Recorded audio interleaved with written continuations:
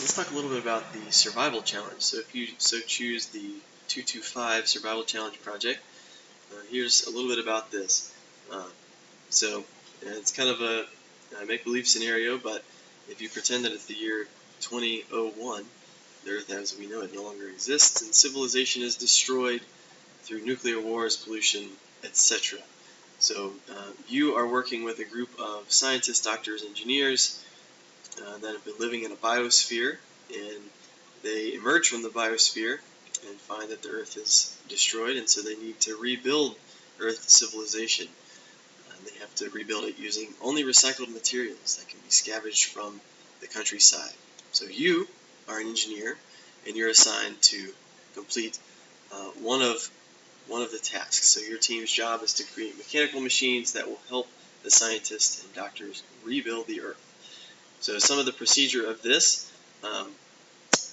you're going to have options. So you're going to have options of a couple different tasks. And so you and your group need to read through these different tasks and make sure that it meets the requirements.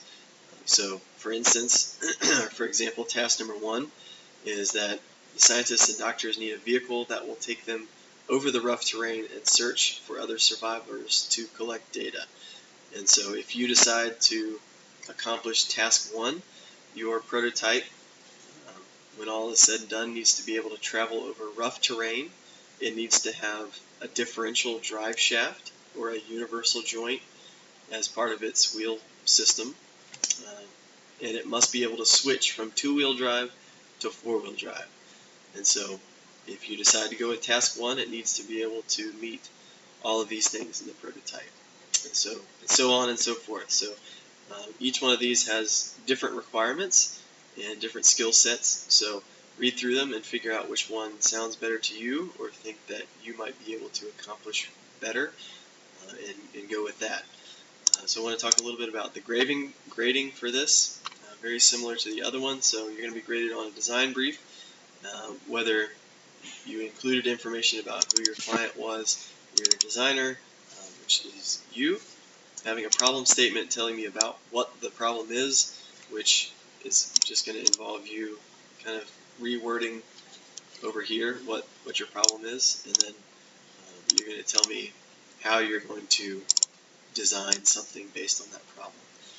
And then things that might get in the way or things that might limit your design, and then things that you're going to turn in deliverables. So those are all part of the design brief, which that should just be a review from design and modeling. So you're going to have some notes about the design process. Research, make sure that you research and know a little bit about what you're doing or what you're making. You need to have sketches. You've got to have a decision matrix. That's going to help you and your team to come up with your final idea based on certain criteria. So this should all be a review for you. And then prototypes, make sure that your final design actually matches what it was intended to be, or intended to, the requirements it was intended to satisfy. So once you have made it, I would assume that you're going to test it and evaluate it, make sure that it works.